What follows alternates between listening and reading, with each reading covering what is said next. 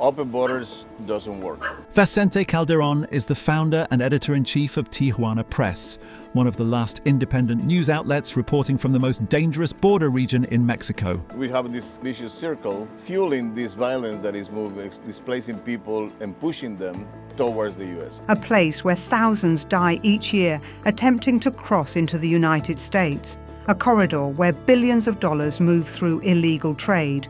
Drugs, human trafficking, weapons, extortion, and industries too dark to name. I think most of the people dislike the cartels. The problem is that they don't feel able to speak up because that could be dangerous. There were 10 journalists who have been murdered in Mexico already this year in 2025. The year's not over yet.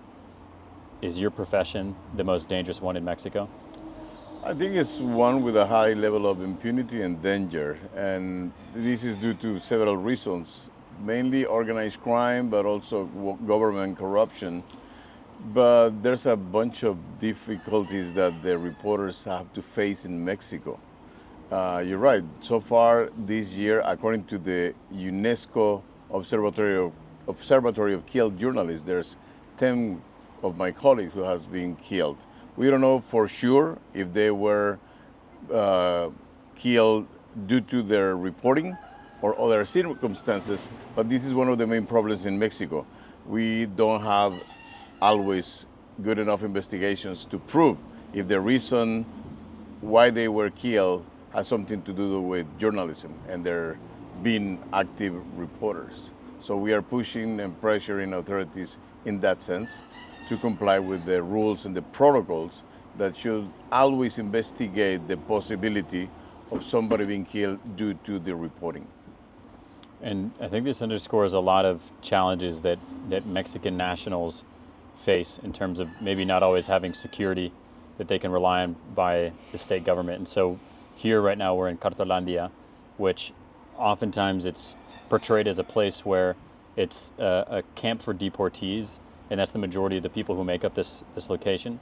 But as we're understanding today is that there's both deportees that make it here, but then there's also people who are migrating from other parts of Mexico. And why is it that people are migrating from other parts of Mexico? Well, we do have a long history of immigration, internal migration in Mexico, but probably longer, for the longest time, immigration from Mexico to the U.S. People have been moving from the interior to the northern part and also trying to go to the U.S., looking mainly for economic opportunities. And that was the origin of all the migration at the beginning of this history. Probably some people will tell you that this was precisely because the need of labor force from the U.S. in the war years after during the 50s or after the 40s. And then they established the route to many people in Mexico, especially from rural areas at the beginning, to go across the border to find better paid jobs. We still have that, but also we've been seeing an increase of people fleeing violence in different states of Mexico, in different communities in Mexico, from the south to central part and other, or even from the northern area of Mexico. And where does this violence come from? Is this narco groups? Is this cartels? Who is the... I will say that probably the main factor or producer of displaced people is organized crime, mainly related to drug trafficking, who has a long history in Mexico too, due to this combination of the high demand of drugs in the States and the proclivity of many authorities to corruption in the Mexican side. So yeah, unfortunately, we have seen an increase, a spike on people fleeing for safety reasons more than economic migration. And are they fleeing? Are people fleeing their region because the organized crime is threatening the safety of families, or is it because they're recruiting young men, and those young men are at a threat from violence by these groups? Well, we are seeing both. We are seeing as a combination of elements. People in regular citizens are caught between rival groups, rival gangs, all protected for different drug cartels in different areas. And now we are seeing that they are being taken forcefully to be joining these gangs, these organized crime groups. But also we are seeing that it's every day is more common to the organized crime groups being trying to extort money out of people. And it began with illegal activities, so they were taking their cut. Then they went to establish regular businesses, and they were just charging a certain amount of money. The most recent, or more probably well publicized recently, is like in the state of Michoacan, where there's a very rich agricultural area, and where a lot of the avocados or lime is exported to the U.S. They begin going after legally established agro industries and taking a cut. And when people refusing to pay that cut or to give them that fall for that extortion, they were killing people. So we have seen a combination of elements that are being worsening. We used to have a lot of kidnapping. People was fleeing because some regions were basically under the control of organized crime, and people began kidnapping people for ransom, beginning with very rich people, very successful entrepreneurs or businessmen, but later became for a taco stand owner will be the subject of extortion or kidnapping. For a while, the Mexican authorities make progress combating kidnapping, but now we are seeing an increase of extortion and what they are what is called piso, or a charge of extortion out of your business. I've heard it referred to as mordita as well. Is that? It's a little bit different because mordida it has to do more with cultural improper behavior of Mexicans trying to go around the law when not complying with the law. Instead of pay a official fine, they will hand out money to the officer. And that's their mordita. That's a mordida. Or the officer will tell you, if you don't want to go and pay the proper way, you can give me something, and they'll take it. So it goes both ways. It's corrupted cops, but also corrupted citizens that will tend to mordida for that. And unfortunately, that has been part of our culture for many, many years. Yeah. And I'm thinking back to what you were just saying on extortion and how that impacts the U.S. And oftentimes there's still extortion for agriculture, it sounds like, and then that'll impact avocado sales and lime sales and whatnot, and the impact that might have on Americans. It's kind of a strange, maybe gross comparison, but it would be the increase of the avocado toast that an American might have, is how it would be the depiction of extortion. But in reality, what's happening that the American may not be fully aware of is that there is violence going on through these agricultural farmers that is causing them to increase the prices of avocados, and that realizes in the U.S. in that fashion. If I'm understanding correctly, you think like this is like the people is still paying for part of those illegal activities when they're buying avocados? Is that what you mean? I guess like the impact of what is felt, because I'm trying to relate it to how does the violence in Mexico impact the United States, and people may not immediately understand that, okay, hey, the prices of X, like a lime or an avocado, might increase, and that's due to factors that are going on in Mexico, the biggest exporter of avocados and whatnot, and then how that looks like is someone's avocado toast would be increased in price.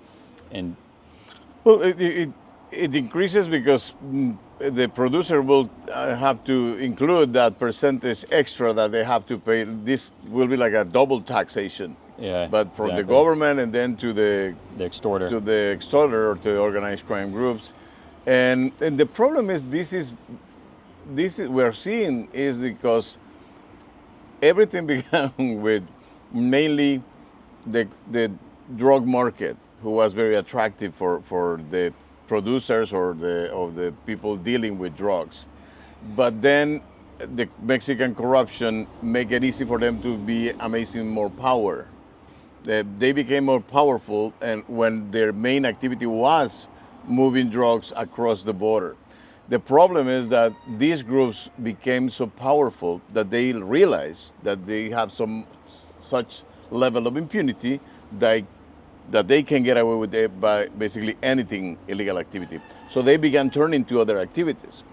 Ironically, also, when you see those organized crimes growing or being pursued by the authorities, and they are having more difficult moving drugs, they now know that there's other activities like charging some extra tax or the extortion from these products, legal products, that now they are turning. Probably they don't care that much about drug traffickers, are no longer cartels, but just organized crime. But the root or the origin, in many cases, not always, but in many cases, is the same.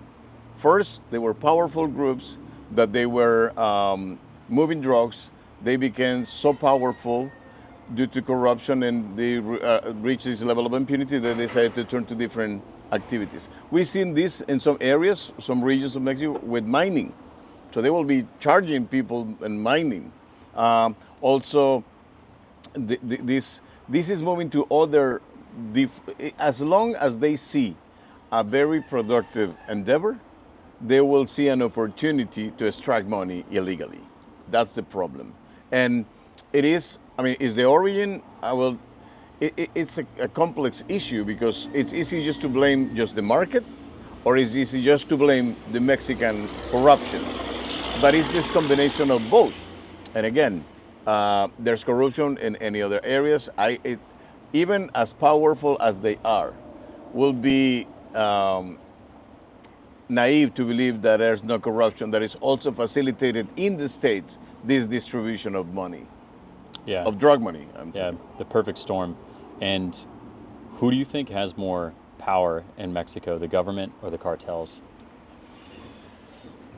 It's a very tricky question, but I think it's I think that still the government, but I'm not quite sure that they will always have the will. The problem is that also we do have a problem of culture that believes that the government, we have this culture of this group among citizens that don't believe that the government is newsworthy. It's trustworthy. So for many people, drug trafficking is just another activity. It's like any other job, because they claim that the main trafficker is the government. So this is this reason. I'm not saying that is right, but this is the reasoning that you will see in many of the people justifying that they are doing any of these illegal activities, especially drug trafficking, because they say that there's always corruption, government involved in corruption in that sense. It is sometimes. I've seen several cases of very good, honest cops putting their lives on the line, trying to reestablish the law. But I guess you guys have seen the same in the States, no? Yeah, and they often get wrapped up in the negative. And you often hear more about the negatives than you do of the positives. Exactly. Which is very common. And it seems like a very challenging place to then continue forward from a progression standpoint, where if you have an entire citizenry or population that doesn't even believe in the actual function of the government, that there's such a deep level of distrust that even if there were the right people in government, that they would never even be allowed into certain places because there's a history of corruption, or the perceived history of corruption. This is very ironic, because Tijuana having this very bad reputation about corruption and violence, which is well earned, unfortunately. We have seen here some of the most telling cases of progress. Between 2008, around 2006 and 2008, we have one of the highest levels of kidnapping for ransom in Mexico. That's when I was telling you about that. They were kidnapping businessmen and their relatives, sometimes more than one case in every family, or kidnapping more than one time the same person, and in many cases killing them after getting the ransom. So in 2008, around those years, government got organized, and they were successful and to work with the three levels of governments, the federal, the state, and the municipalities. And they were able to bring down the level of impunity on kidnappings, and the number of kidnappings get reduced significantly, almost to none. Occasionally we have one, but it's mainly more cases of where's my money type of thing, like Goodfellas type of thing, and among drug traffickers. But okay, I don't want to say that it's completely erased, but we are very far away from that level of problems when we have many cases of kidnapping. Unfortunately, after a while, the authorities changed politics and changed political parties, and they changed the strategy. We don't have as much kidnappings anymore, but we have other problems like extortion or other present or other groups. So, for example, we have seen the empowering of certain groups and the decrease on viability of all different ones. Like talk about 6 years ago, before the previous federal administration or presidency, the Sinaloa cartel was the most powerful organization in Mexico. Now it looks like the Jalisco Nueva Generación cartel is the new kid in town that is really amazing, more powerful. I'm not saying that the Sinaloa is not powerful still, but for example, in Tijuana, you see the fight between the Sinaloa cartel, the Jalisco New Generation cartel, and the remnants of what was called the Arellano Felix drug organization. They are still fighting. They change alliances, the cells or the gangs change alliances to different groups. And even when there's good efforts from the authorities, are not being very successful. And that's why we are seeing a lot of, Tijuana is one of the most violent cities in the country. We are just passing over 1,000 homicides in the municipality of Tijuana, just in the city of Tijuana. And this is a big decrease. Authorities are talking about a big reduction on homicide. It is true. I'm not quite sure this is a success and a direct consequence of the actions of the government, because there's other elements. For example, there's more people disappearing. So they don't count as homicides, but nobody knows where they are. So how frequent are people disappearing? It's difficult to say, but the numbers, it's staggering, and it's between the ones who get reported missing and the ones who are found or the mothers or people looking for relatives that are digging the earth and finding human remains in places where you were not expecting it. No. So that's a big problem. And also the other part is that, yes, it could be a decrease, but we have a big internal feud between the Sinaloa factions in Culiacan, mainly after the extraction of Ismael El Mayo Zambada, who was one of the main drug lords from the Sinaloa cartel, that the sons of El Chapo Guzman took it illegally to the U.S. So now, after that extraction or kidnapping, to turn El Mayo Zambada to the federal U.S. authorities, this big clash of different factions began in Sinaloa. And you have to remember that this was a corridor of drugs, well controlled and established from Sinaloa to Baja California.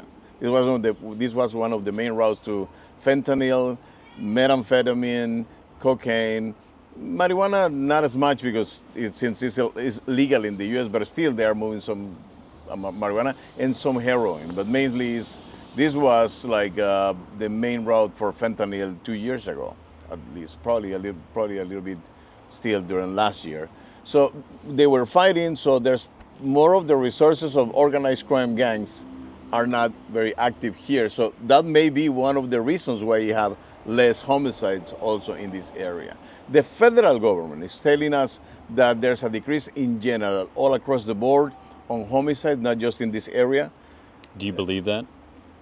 I believe that, but I also think that they will probably handle indifferently the statistics, and that still we are way too high on the number of killings. I mean, Tijuana is one of the worst, and when you bring the statistics down from 5 killings a day to 3 killings a day, still pretty bad.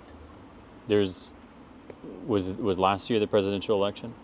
Yes, a little bit more than, because the current president just turned he completed his first year on the seat. So a little bit over a year ago was the presidential election. It was the first woman who's ever been elected into power, and that was a record for Mexico. The other record that was set in the same election year was there was more political opponents assassinated and murdered that year than ever before. How can the people of Mexico have faith in government when there's still the continuation of political assassinations? That's very interesting because right now, after the changes, many people still have a big rate or grade of approval from the former president and the current president because they come from the same political party, a relatively new party called Morena, Movimiento de Regeneración Nacional. And this is Democratic leaning. They claim that they are leftist leaning, but they are just following liberal neoliberal economic policies, Yeah. even when they claim to be to the left. In Mexican, to the left is more to the left than in the U.S. And I think they have done some good things. The universal pension, which is basically everybody 65 and older get a pension, well, about $160 every 2 months. That's what they get just for being Mexicans. There's also some programs to young people. So there's also some programs where they're giving away the money, some pension to people with disabilities. So the government is distributing money, but which is good. Also, they have increased this minimum wage substantially, especially in the northern part of Mexico. Still, and that has earned them a lot of praise and confidence from some sectors of the society. But on the other hand, you see an increase in violence, or at least in the perception of violence. You see an increase in people without health coverage. We see a lot of increase on people who has a safety net in terms of health coverage, but less able to get good treatment in time or the proper medication in time because the system doesn't have enough funding or doesn't have enough medicine to provide to them or the medication itself. So people is complaining about the economy also. So it's a very tricky moment because even when you see more presence of the authorities, there's this deployment of military and federal agencies, but they haven't been able to bring down significantly the violence. And you have this combination. There's sectors of the society, Mexican society, that are very, very angry with this current government, but there's a lot of people that are still believing that this is taking a long time to make really structural changes. And they are still giving confidence to this new party. So right now, the general population of Mexico, where would you say their level of confidence lies? In cartels or in the government? No, I think I think most of the people dislike the cartels. I mean, most of the people know that what the cartels are doing it's wrong. The problem is that they don't feel able to speak up because that could be dangerous because they control many authorities and areas and communities. I mean, you don't need a lot of corruption to make a huge impact, and this is what we are seeing.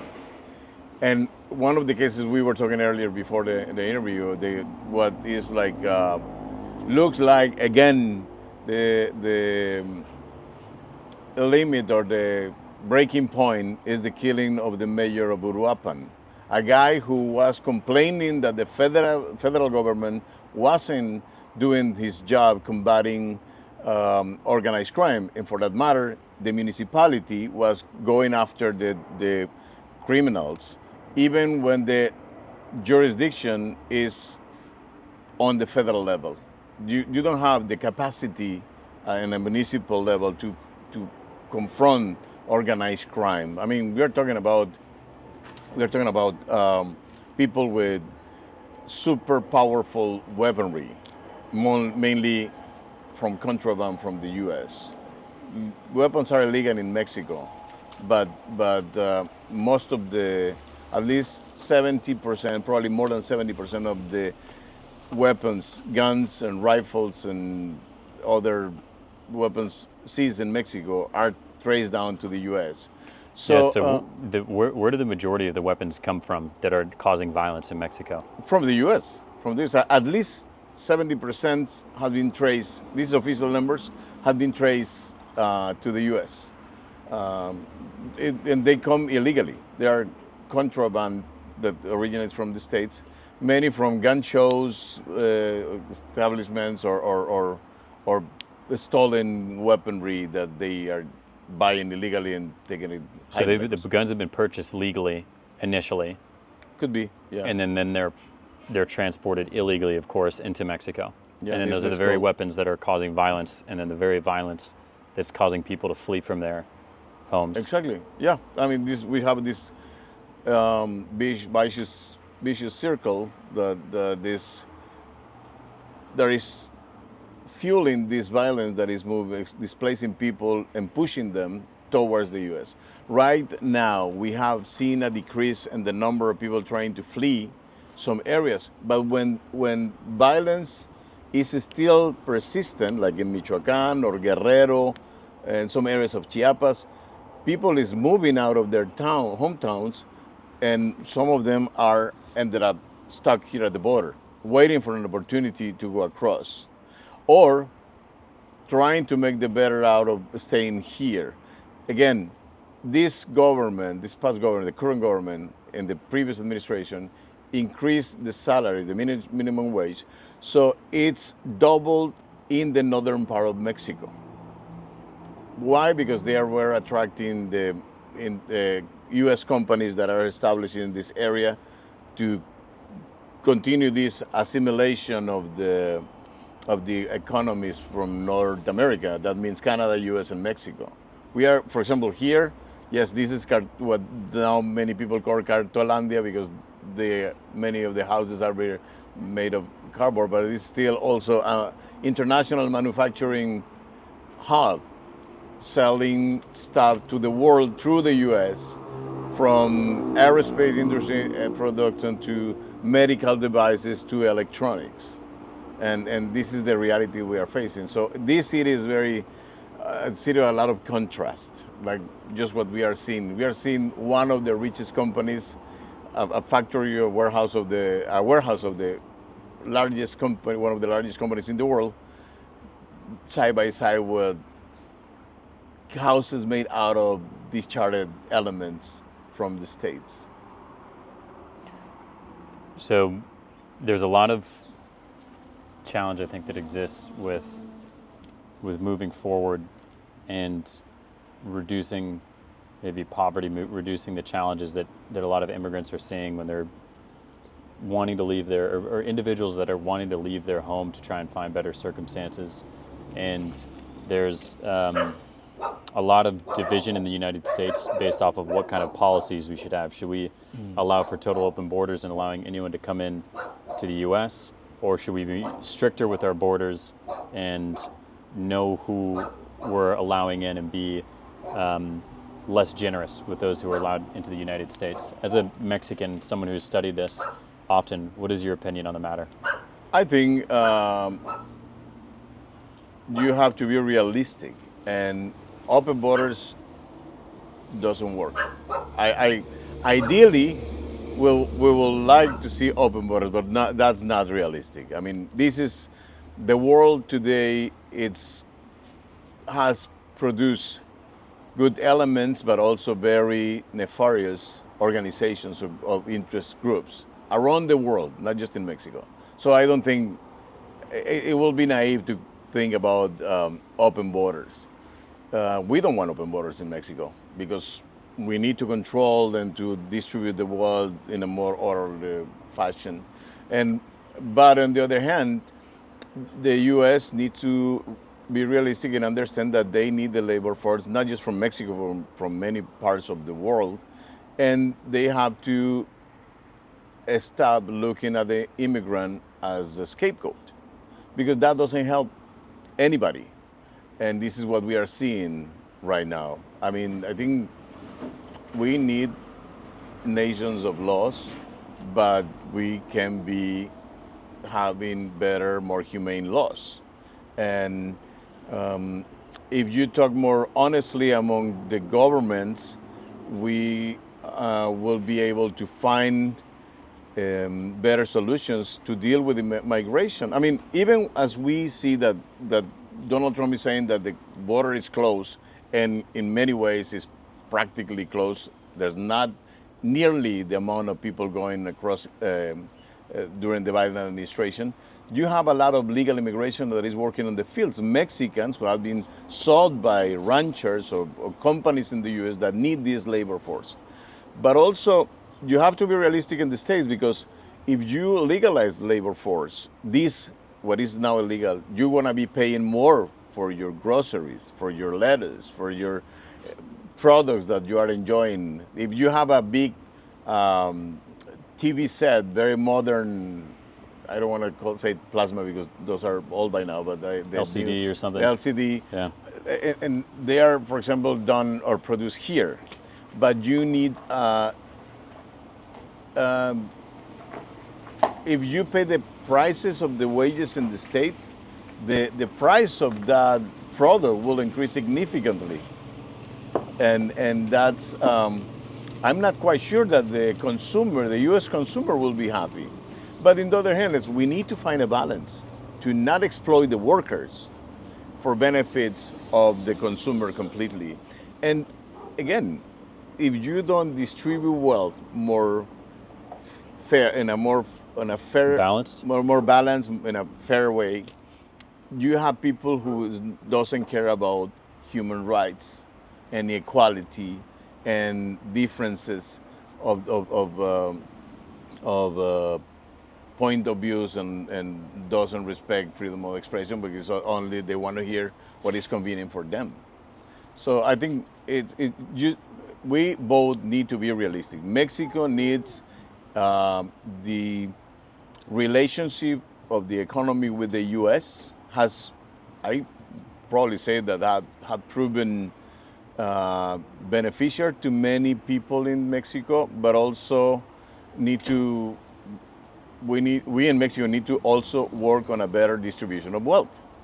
So I mean, just keep in mind that at the beginning of the 90s, nobody in Mexico or most of the political opposition was against NAFTA, the North American Free Trade Agreement.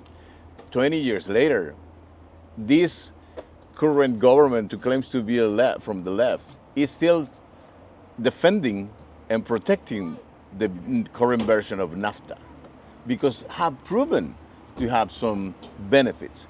Probably not as much as it should, and we have to tweak it, so to speak. But again, that's what I mean when I say that we need to be more honest and realistic in both sides of the border. And the U.S. needs, I mean, we are still seeing the impact of the new policies of the Trump administration and the second time. And we haven't been hit as we will once things settle down, I think. And what do you think about the policies that Trump is employing right now when it comes to intervening from a military standpoint inside of Mexico?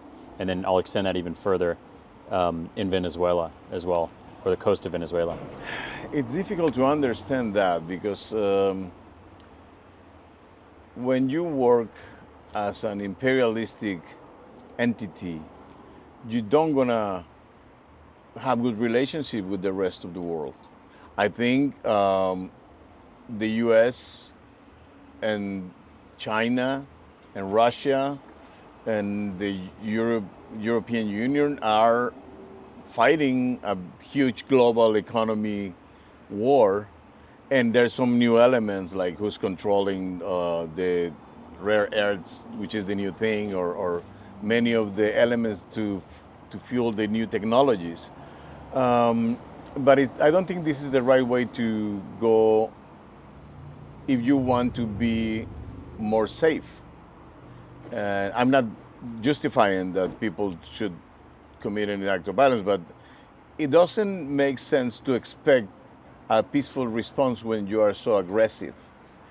I'm sure there's a lot of Venezuelans that don't like Maduro, and immigration is proving that thing. We have seen a big wave of Venezuelans going through Mexico towards the U.S. because they are not happy with their government. But I don't think many people want this one-side intervention without respect for the laws, international laws, the Venezuelan laws, even if they don't like Maduro. I mean, I know that there's people more willing in Mexico to accept the intervention of the U.S. because of the lack of results and this level of violence they are facing in Mexico. But I don't think that is good, because then you have a big bully in the world that who will say which the limit. So depending where you are is what, there's no way you will be seeing that as a good. I'm not sure if I answered your question. Yeah, you did completely. And I'd just say maybe the other side of the coin would see it as we are, and speaking from the American perspective, is the intervention of military is saving lots of lives. It's preventing violence. It's preventing drug trafficking. Now, whether or not this is true, I think is probably up for debate. But the other perception would say that military intervention with these places is almost a necessity, because it's these organized crimes or organized criminal groups, who have been able to operate with impunity in places like Mexico, where it seems like the power circle lives more with the cartels than it does with the government. And not even just from a resource perspective, but just from a loyalty perspective by the citizenry.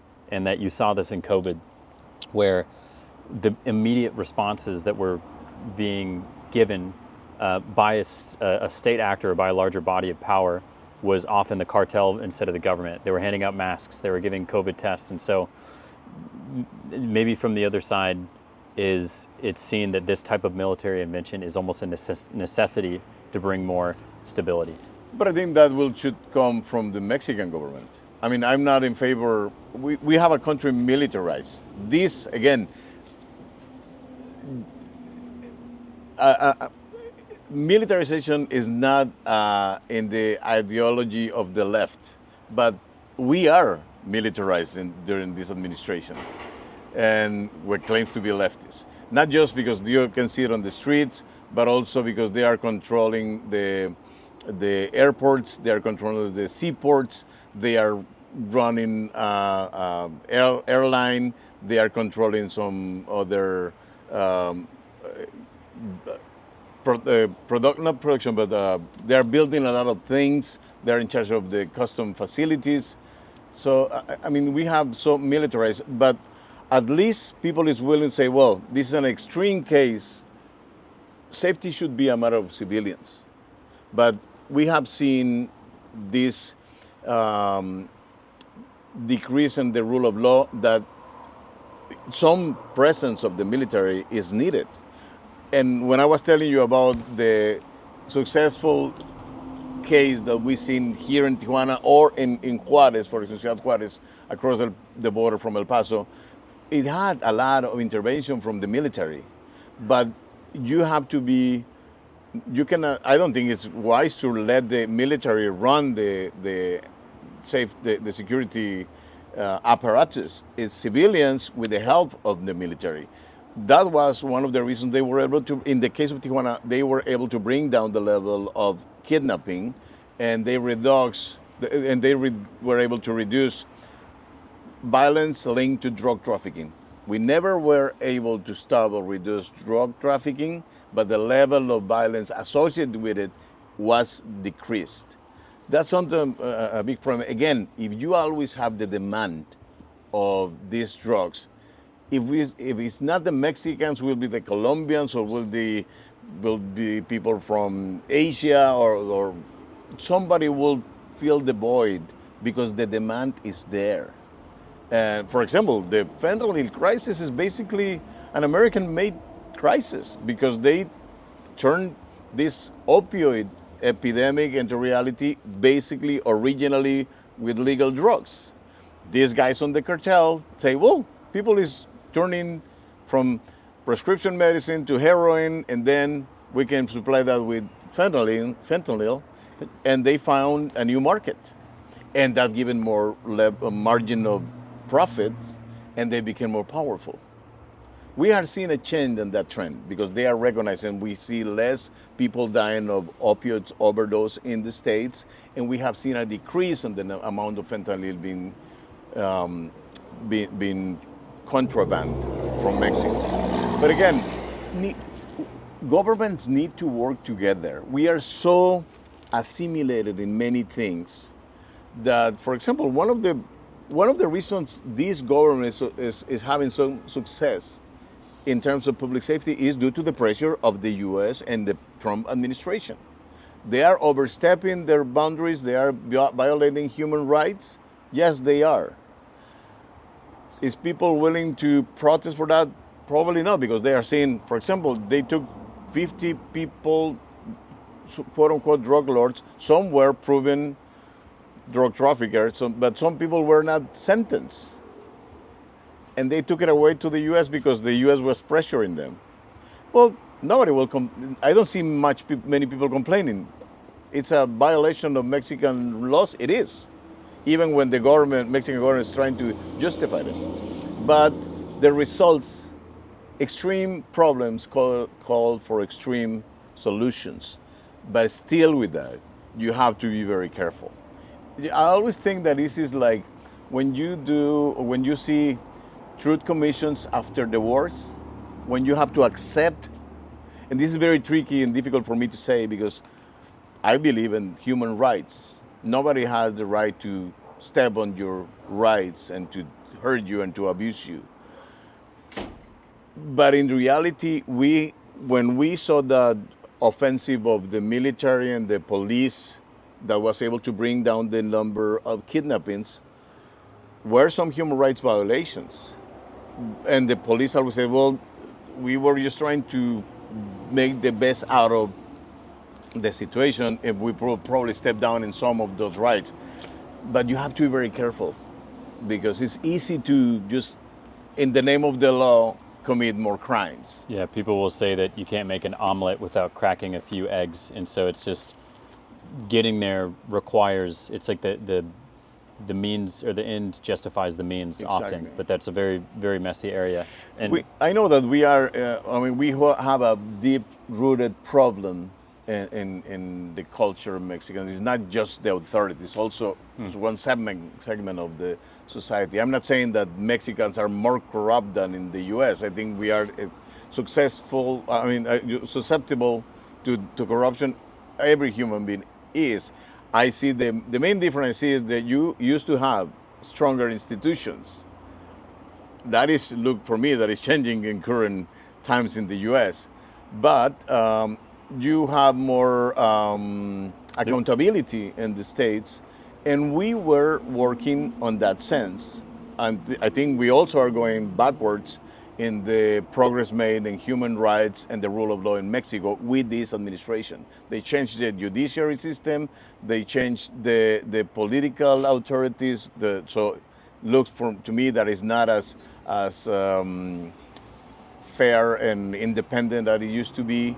Congress has been managed in a way that is, many people is complaining that is not the right, by the law way to be representative based on votes, on the votes that were counted.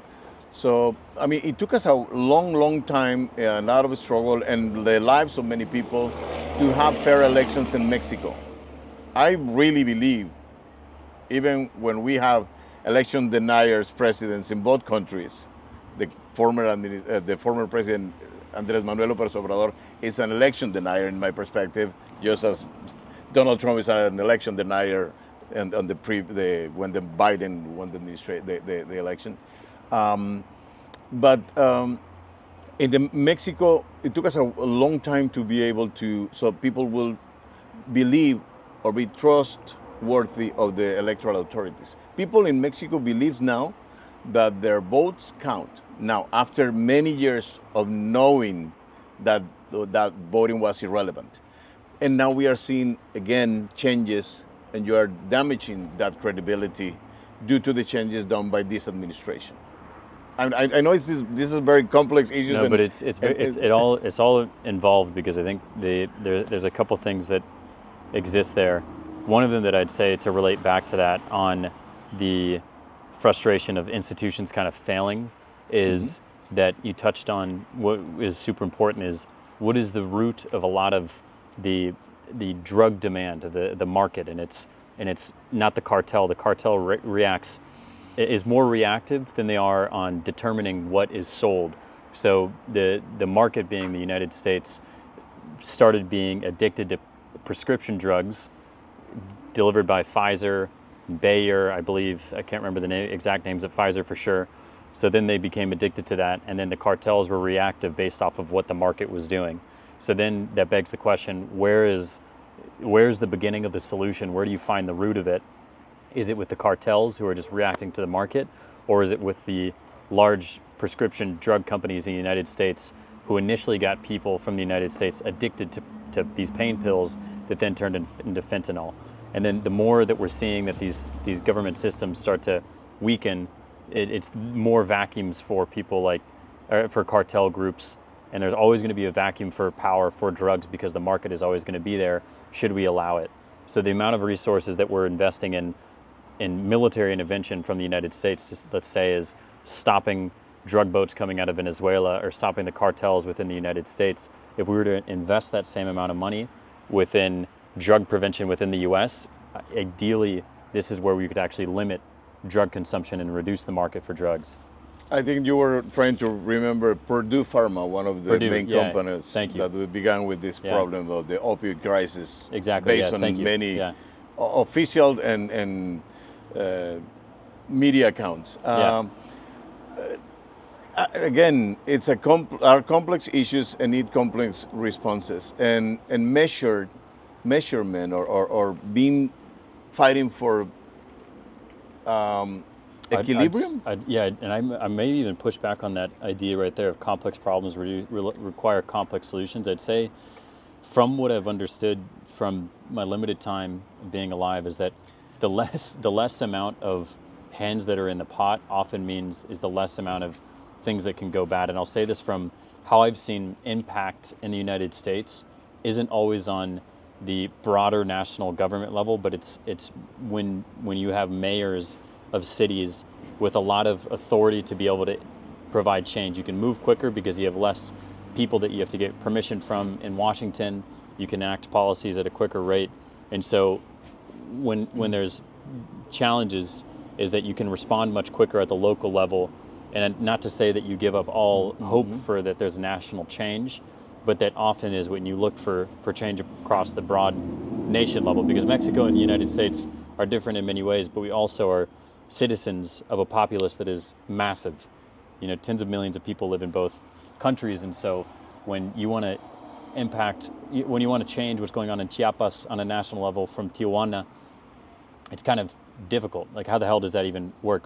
I mean, I guess you can see the change when you have the lower the salary, the minimum wage increase, but then that just has folks, it impacts Chiapas and Tijuana at the same time, because this is where the majority of financial movement is happening. But yeah, just to I think you probably know more in that dynamic in the U.S. than I do in that sense.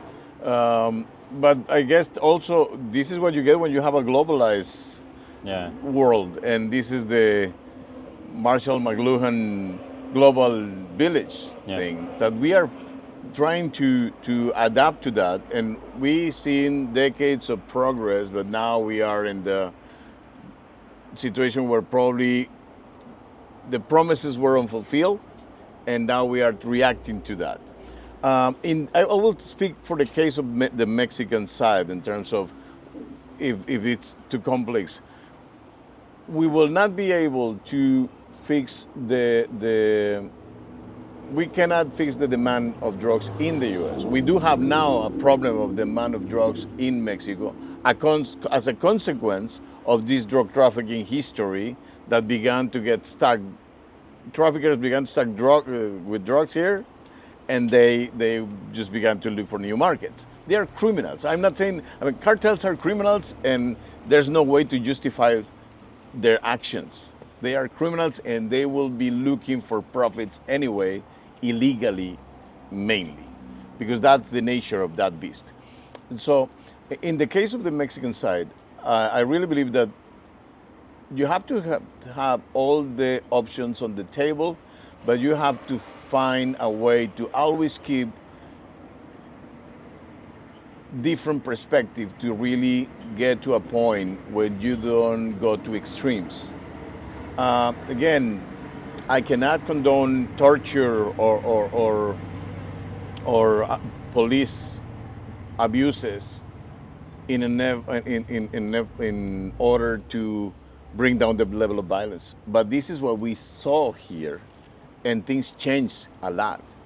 From before 2006, we have this level of crime, and then we have like 4 years of successful, because the efforts were steady.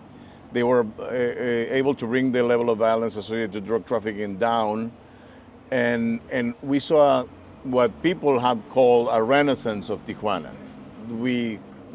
Now this is a foodie destination because gastronomy became a new thing in a place which have seen tragedy every day and saw hope. So we need to look. Sometimes it's local, in the local level, the solution. But in my perspective from the beginning, especially with the problem of drugs, the problem starts at the federal government due to the rules of Mexico. Local authorities doesn't have the power or the jurisdiction to go after drug traffickers. That's a matter of federal law in Mexico. What the traffickers do, they made arrangement, they corrupt the federal authorities representative first. Later, they use them, the local ones. If the federal government is not in cahoots with the traffickers, will be relatively easy to go after the local authorities. But the problem is that when the local cop, the municipal cop, arrests somebody and know that he has an arrangement with the federal government, he gets tired or killed, because he arrests the guy, he turned him over, and some judge or some prosecutor will let him go because the arrangements. Then I've seen that. I've seen in my earlier days as a reporter here, I began to realizing that was the main problem. We did have local corruption, but in many ways, when the local cop was trying to do their job, the arrangement was doing it at a higher level, because they have no jurisdiction to be after drug traffickers.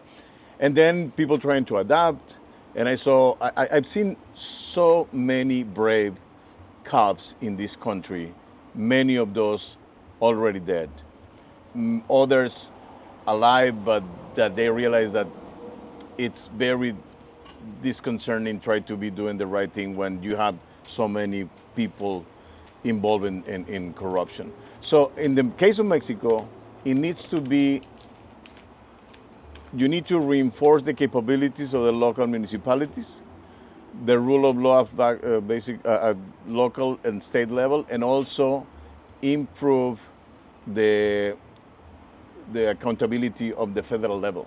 Because this, for me, that's one of the main problems to try to fix the problem of drug trafficking. And also, again, we need to be realistic. When in 2006, the President Calderon began saying, the slogan was, we do this effort of deploying the military or federal police across the country in an effort to stop drugs to get into your family. And the opposition was saying, well, we don't have a problem of drug consumption in Mexico. We have a problem of drug trafficking. It's not the same. At the beginning, already at that time, you have problems in some specific cities or regions of Mexico. Mainly border towns, because that's where drugs were ended up before to go send across the border. Routes or big cities with a lot of tourism. Those were the cities that have a drug problem, let's say, at the end of last century, in the 1990s. It wasn't a widespread problem as you see it now.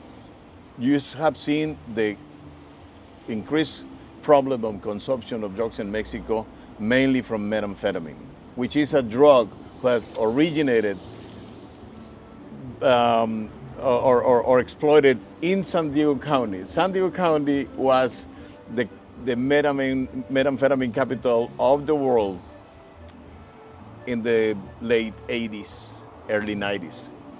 In my take, the Arellano Felix Drug Organization was sending a lot of drugs to the north, to the U.S., found out that, well, this is another drug that has a big market, and also it is way easier and cheaper to produce. And actually, Americans forget about how severe is your problem with methamphetamine consumption or crystal meth because of the fentanyl crisis. But you still have a big problem. And the authorities have done progress. We decreased the amount of production of methamphetamine for a while. You put more, for a while, the precursor for methamphetamine came from India. So they work on that, and there's less of that now. So you have an ups and downs graphic of how the level of consumption of methamphetamine is affecting the U.S. Now the main problem for us in Mexico, I did a story about 2 years ago about how the synthetic drugs became a bigger chunk of the production or contraband of drugs instead of the natural base like heroin, marijuana, and cocaine. And now we are seeing that cocaine is making a comeback. Mm-hmm. And there's more seizures of cocaine here, and there's more people using cocaine again, according to the health authorities in the U.S. too. Wow. No, it's such a broadly complex thing, and it's interesting how there's different levels of solution between the two states and between us neighboring. And I just say, from my perspective here, is I see the U.S. and Mexico as siblings more than anything other than that. There's such a collection of commonality between Mexico and in the United States, particularly in the South. The culture that a lot of people in the South identify with is pretty much Mexican culture. It's one and the same, and there's an affinity and a love for Texan food or Tex-Mex food and whatnot, and it wouldn't exist without Mexico. So I agree with you with the only way forward for safety for a lot of people in this region to improve is through working together and coming together as one, and I think that's really it. And I think we could go in so many directions Yes. here, but yeah, this is so amazing, and I think we'll have to do a part 2 as well for that. But is there any last message you wanted to leave for anyone listening? I think I'm not an expert, I'm just an observer. I've been a reporter for more than 40 years by now here in the northern part of Mexico and in the southern part of the U.S. since I've been covering San Diego or working in LA. So I recognize my knowledge and my understanding is limited, but I really believe that we need to recognize our prejudice and work on those, because we will be able to foresee beyond the stereotypes and really take people on their real value. I know sounds idealistic, sounds naive, kind of romantic probably, but in general, I think that will be a good way to try to start, because again, we have this globalized world. We are neighbors. We have so many different ties between the U.S. and Mexico in cultures. I mean, you sell as much bread in the U.S. as tortillas by now in the markets in the States. We eat a lot of hamburgers by now, along with tacos here. So we better learn to work together in a realistic way and to recognize our failures. But also, this is a very difficult time because since I began becoming a reporter, I knew that every electoral cycle, the immigrant will be a scapegoat, will be the boogeyman of preference, because that's easy to put the fears of people there. And immigrants are not bad. I mean, and there's a lot of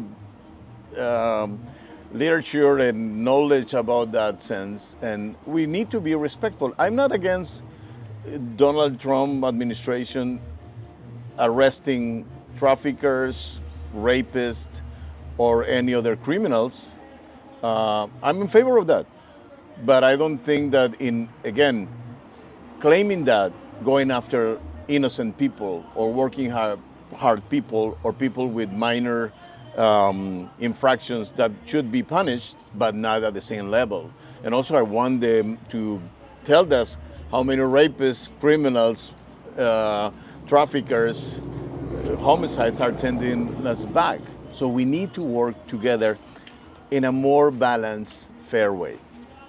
I will leave it I at think that's the perfect nuance that comes into play is, I completely agree with you, is that there should be border security.